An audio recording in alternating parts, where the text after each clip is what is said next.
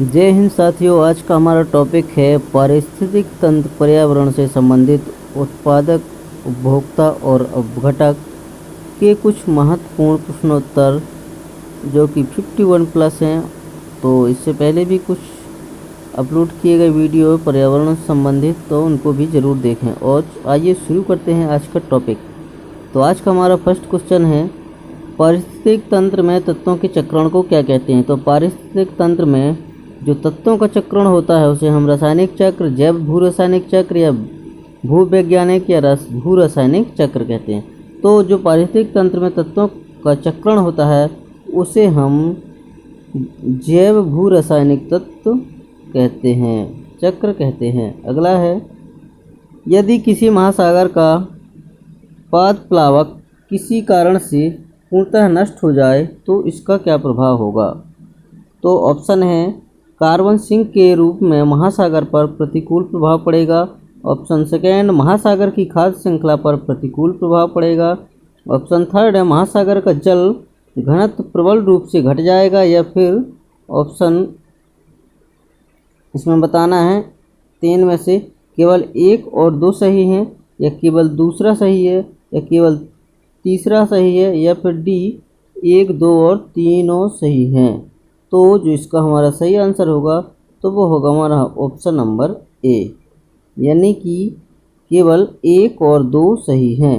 अगला है question number third, कुछ वर्ष पहले तक गिद्ध भारतीय गांवों में आमतौर पर दिखाई देते थे, किंतु आजकल कभी कभार ही नजर आते हैं। तो इस स्थिति के लिए उत्तरदायित्व है।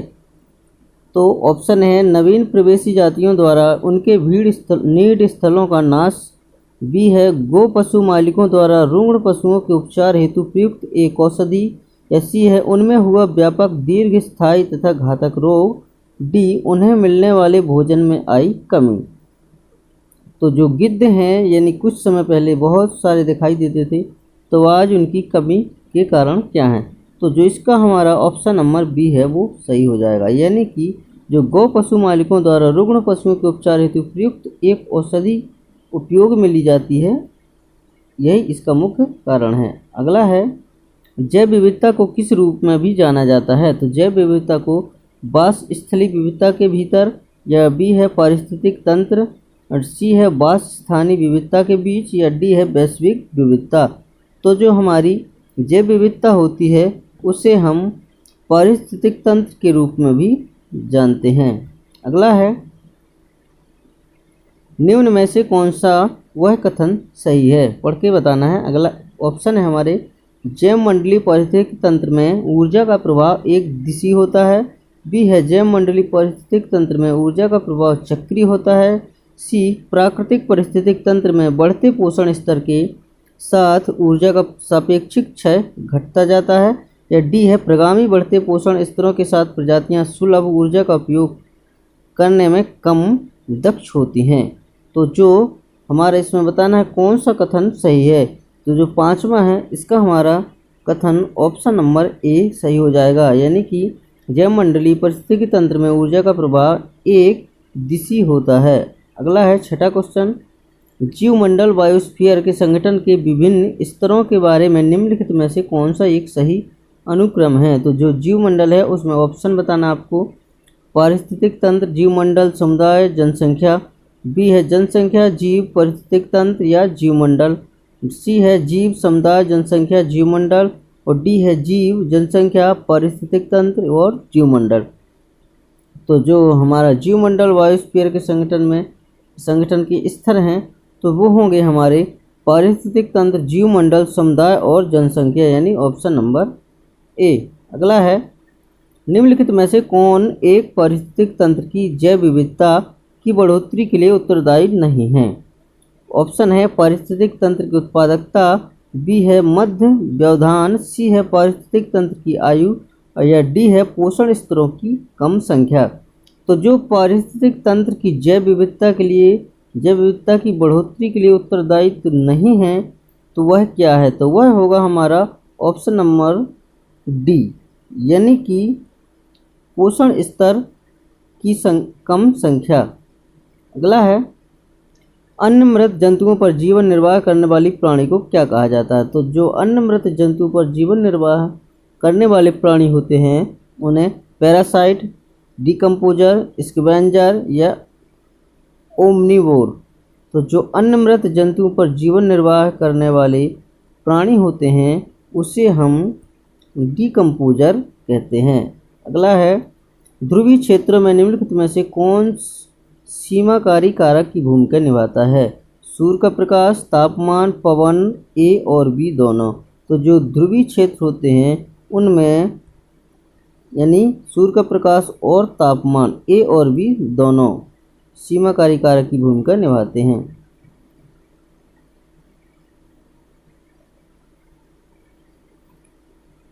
दसवां क्वेश्चन है, घटती उत्पादनशीलता के क्रम में पारिस्थितिक तंत्र में निम्नलिखित में से कौन सा क्रम सही है?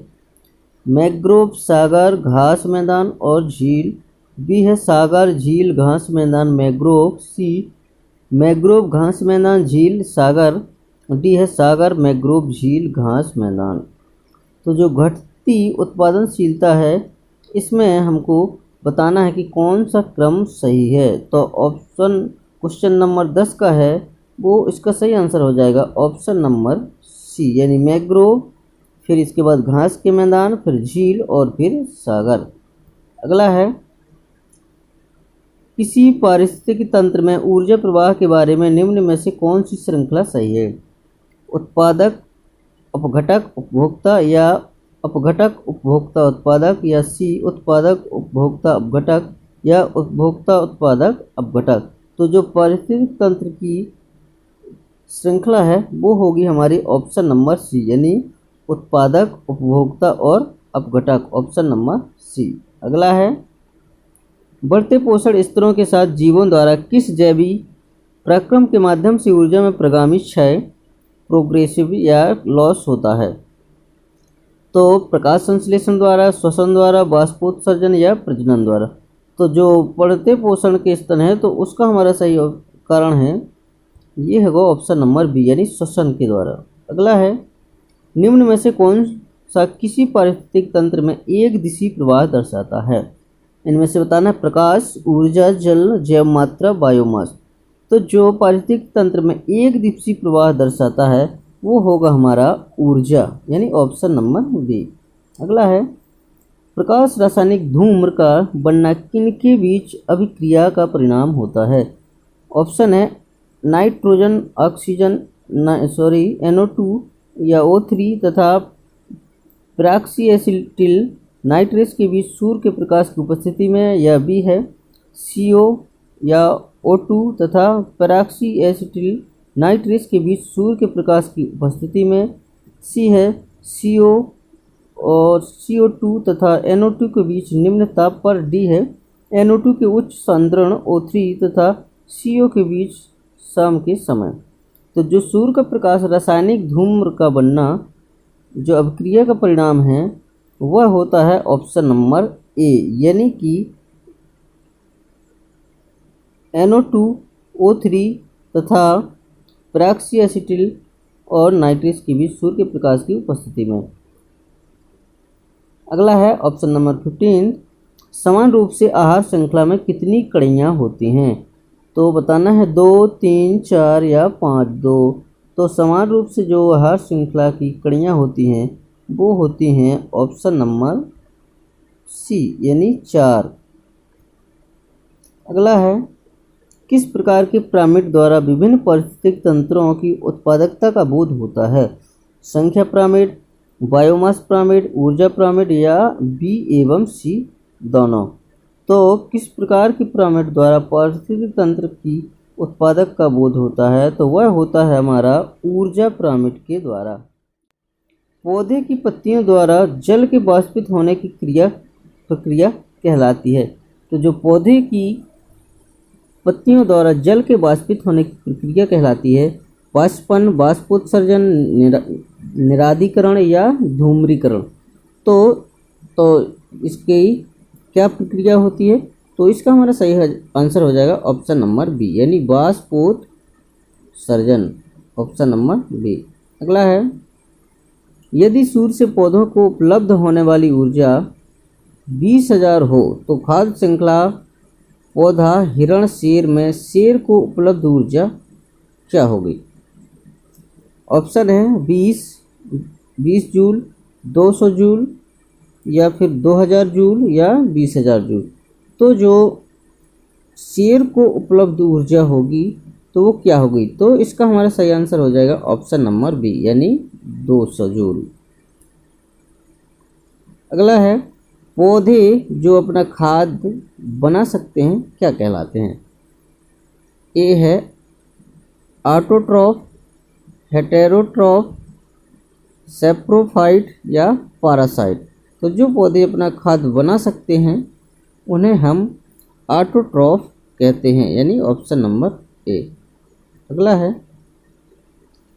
हर पौधे दिन के समय कार्बन डाइऑक्साइड की बजाय वायुमंडल में ऑक्सीजन छोड़ते प्रतीत होते हैं क्योंकि? ऑप्शन है हरे पौधे केवल रात के समय श्वसन करते हैं, या बी है हरे पौधे दिन के समय श्वसन करते हैं पर रात के समय प्रकाश संश्लेषण करते हैं, सी है दिन के समय प्रकाश संश्लेषण की दर श्वसन की दर से अधिक होती है, डी है हरे पौधे रात के समय श्वसन नहीं करते हैं। तो जो हमारा हरे पौधे में कार्बन डाइऑक्साइड की बजाय वायुमंडल में ऑक्सीजन छोड़ते हैं तो प्रतीत होता है, तो इसमें हमारा जो ऑप्शन नंबर है सी ये सही हो जाएगा यानी दिन के समय प्रकाश संश्लेषण की दर श्वसन की दर से अधिक होती है। अगला है प्रकाश संश्लेषण संपादित होता है सभी पौधों द्वारा, सभी जंतुओं एवं पौधों द्वारा, सभी हरे पौधों द्वारा या वायरस द्वारा। तो जो प्रकाश संश्लेषण है वह संपादित किसके द्वारा होता है? तो वह होता है हमारा ऑप्शन नंबर सी यानी सभी हरे पौधों के द्वारा। अगला है पारिस्थितिक तंत्र से संबंधित निम्नलिखित कथनों पर विचार करने कीजिए। ऑप्शन है पारिस्थितिक तंत्र शब्द का प्रयोग सर्वप्रथम ए.जे. टांसले ने किया। दूसरा है जो जीव अपना भोजन स्वयं उत्पादित करते हैं उन्हें स्वपोषित कहते हैं। तीसरा है प्रकाश संश्लेषण की क्रिया द्वारा उपभोक्ता अपने भोजन का उपयोग करता है। फोर्थ है वियोजक अकार्बनिक पदार्थ को कार्बनिक पदार्थ में परिवर्तित करते हैं। तो इसमें ऑप्शन बताना है तो कौन कौन से सही होंगे? 1 व 2 सही है, या फिर 2 व 3 सही है, सी है 3 व 4 सही है, डी है कि सभी सही हैं। तो इसमें जो हमारा ऑप्शन नंबर ए है ये सही हो जाएगा यानी कि 1 और 2 दोनों सही हैं। अगला है हरे पादपों में क्लोरोफिल के बनने के लिए निम्नलिखित में से कौन सा तत्व अनिवार्य है? कैल्शियम, लौह, मैग्नीशियम या पोटेशियम। तो हरे पादपों में क्लोरोफिल बनने के लिए इसमें सबसे अनिवार्य तत्व है वो होगा हमारा मैग्नीशियम यानी ऑप्शन नंबर सी। अगला है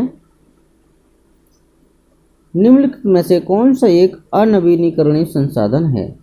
सौर ऊर्जा, कोयला, पानी, मछली पालन। तो इसमें बताना है कौन सा अनवीनीकरण संसाधन है। तो इसमें हमारा ऑप्शन नंबर बी सही हो जाएगा यानी कि कोयला अनवीनीकरण संसाधन है। अगला है खाद्य जाल में ऊर्जा का प्रवाह होता है एक दिशी, द्विदिशी, चतुर्दिशी या त्रिदिशी। तो जो खाद्य जाल में ऊर्जा का प्रवाह होता है वो होता है हमारा एक दिशी यानी ऑप्शन नंबर ए। अगला है एक खाद्य स्तर के दूसरे खाद्य स्तर में जाने पर ऊर्जा का ह्रास होता है। तो ए है 20%, बी 40%, सी 80% या डी 90%।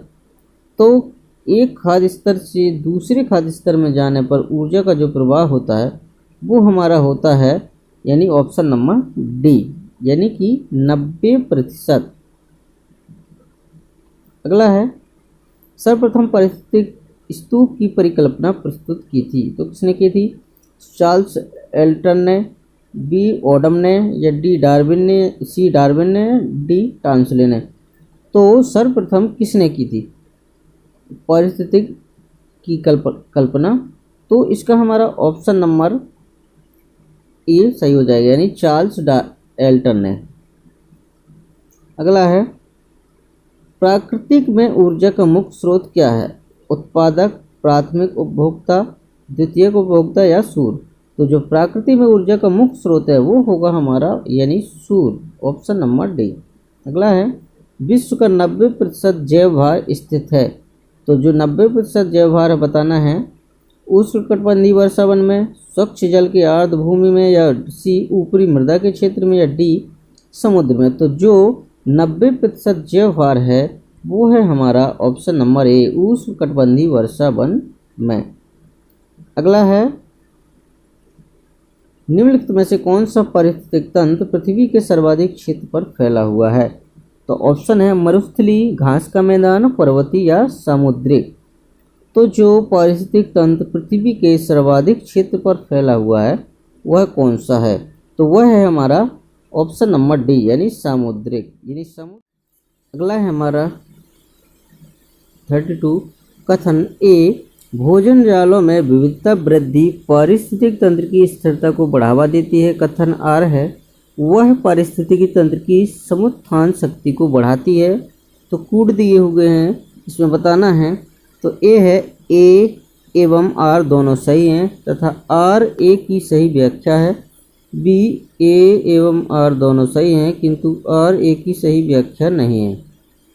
सी ए सही है परंतु आर गलत है। डी ए गलत है परंतु आर सही है। तो इसमें बताना है कौन सा सही है। तो इसमें हमारा सही होगा ऑप्शन नंबर ए यानी ए एवं आर दोनों कथन सत्य हैं। अगला है निम्नलिखित में से कौन जटिल पोषक स्तर को दर्शाता है। तो जटिल पोषक स्तर को दर्शाता है ए प्रजातियां, बी जनसंख्या, सी पारिस्थितिक तंत्र या डी समुदाय। तो इसका हमारा सही होगा ऑप्शन नंबर सी यानी पारिस्थितिक तंत्र। अगला है खाद्य श्रृंखला की संकल्पना को पढ़ाने में विद्यार्थियों की अधिकतम भागीदारिता के लिए निम्नलिखित में से कौन सी शिक्षण व्यूह रचना सबसे प्रभावी होगी। ऑप्शन है विभिन्न आवासों में चलने वाली संभावित खाद्य श्रृंखलाओं की खोज के लिए विद्यार्थियों को कहना, या बी है विद्यार्थियों को इंटरनेट से संबंधित जानकारी एकत्रित करने के लिए कहना, सी है श्याम पट पर लिखी विभिन्न खाद्य श्रृंखलाओं के सभी उदाहरणों को देखकर लिखने के लिए विद्यार्थियों से कहना, या डी जीवों के प्ले कार्ड्स बनाना और विद्यार्थियों के समूह को विभिन्न खाद्य श्रृंखलाओं को सोचते हुए उन्हें व्यवस्थित करना। तो इसमें बताना है कौन सबसे ज़्यादा प्रभावी होगा।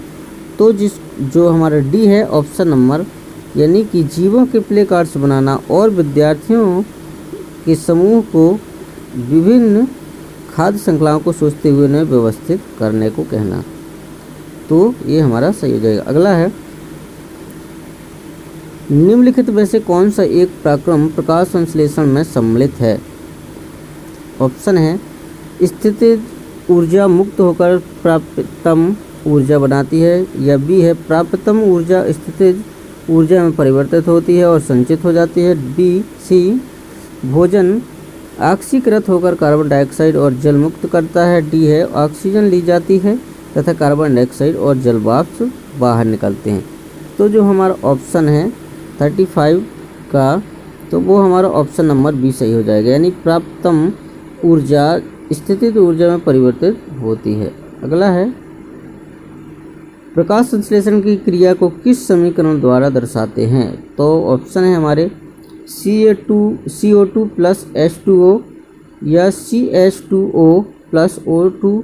बी है 6CO2 प्लस 12H2O या C6H12O6 plus 6O2 plus 6H2O, या सी है 6CO2 प्लस 6H2O या 6CH12O6 प्लस 6O2, या डी है C6H12O6 प्लस 6O2 या 6CO2 प्लस 6H2O।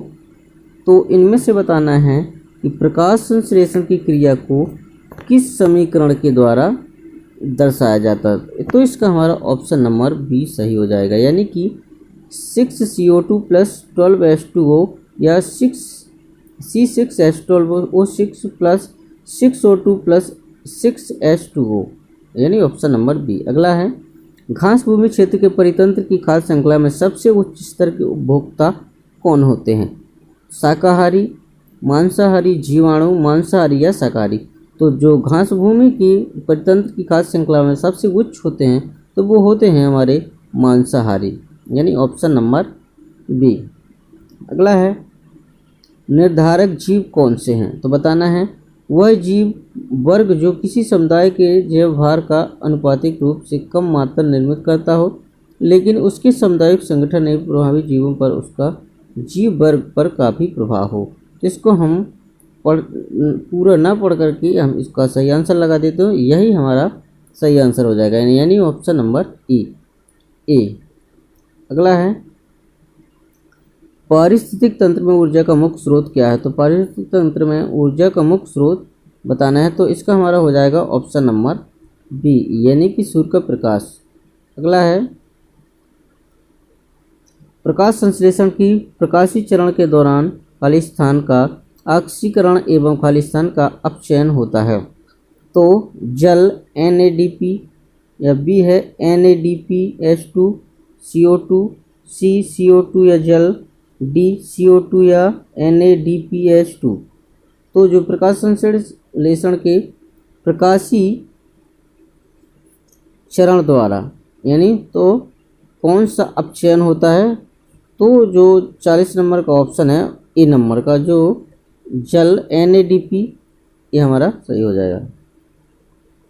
अगला है, पत्तियों का रंग निम्न में से किसके कारण हरा होता है? तो बताना है क्लोरोफिल, क्लोरोकिन, क्लोरोफॉर्म या क्लोरोफ्लोरोकार्बन। तो जो पत्तियों का रंग होता है वो किस कारण से हरा होता है? तो यह होता है हमारा क्लोरोफिल के कारण, ऑप्शन ए। अगला है, प्रकाश संश्लेषण की क्रिया क्लोरोफिल तथा खाली स्थान की उपस्थिति में होता है। पानी, पोषक तत्व, सूर्य का प्रकाश या CO2। तो जो प्रकाश संश्लेषण की क्रिया तो काय की उपस्थिति में होता है, यह होता है सूर्य के प्रकाश की उपस्थिति में। अगला है, निम्नलिखित में से कौन सा एक हरे पत्ते पूर्ण का प्राथमिक कारण नहीं है? आहार का निर्माण, गैसों का विनिमय, जल का वाष्पन, खाद्य और जल का चालन। तो जो एक हरे पत्ते का कार्य नहीं है वह नहीं है खाद्य और जल का चालन। अगला है, प्रथम पोषक स्तर के अंतर्गत आते हैं। तो प्रथम पोषक स्तर के अंतर्गत कौन से आते हैं? शाकाहारी जंतु, मांसाहारी जंतु, सर्वभक्षी जंतु या फिर हरित पादप। तो जो प्रथम पोषक स्तर के अंतर्गत आते हैं वो आते हैं हमारे शाकाहारी जंतु, ऑप्शन नंबर ए। अगला है, हरे पौधों द्वारा प्रकाश संश्लेषण प्रक्रिया में प्रयुक्त सौर ऊर्जा का रूपांतरण किस रूप में होता है? ऑप्शन है रासायनिक ऊर्जा, भौतिक ऊर्जा, ए और बी दोनों, या डी उपयुक्त में से कोई नहीं। तो इसका हमारा ऑप्शन नंबर ए सही हो जाएगा, यानी कि रासायनिक ऊर्जा में होता है। अगला है, प्रकाश संश्लेषण के दौरान निकलने वाली ऑक्सीजन किसके विखंडन से आती है? तो ऑप्शन है जल, कार्बन डाइऑक्साइड, ऑक्सीजन या प्रकाश के द्वारा। तो जो प्रकाश संश्लेषण के दौरान निकलने वाली ऑक्सीजन की विखंडन आती है वह आती है हमारी जल के द्वारा, option number A.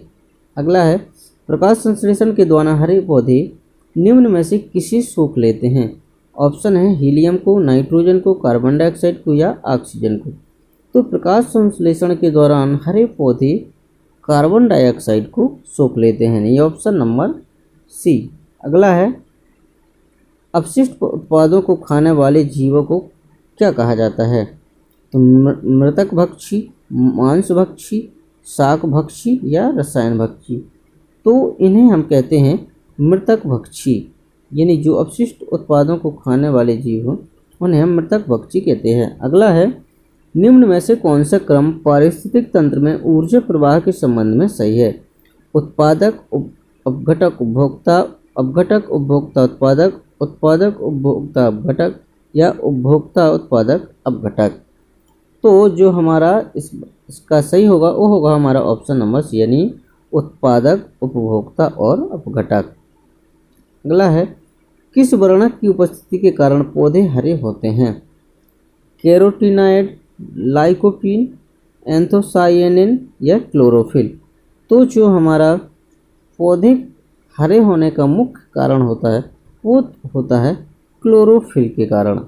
Option number D. अगला है और अंतिम क्वेश्चन, निम्न में से कौन सा जोड़ा सुमेलित है?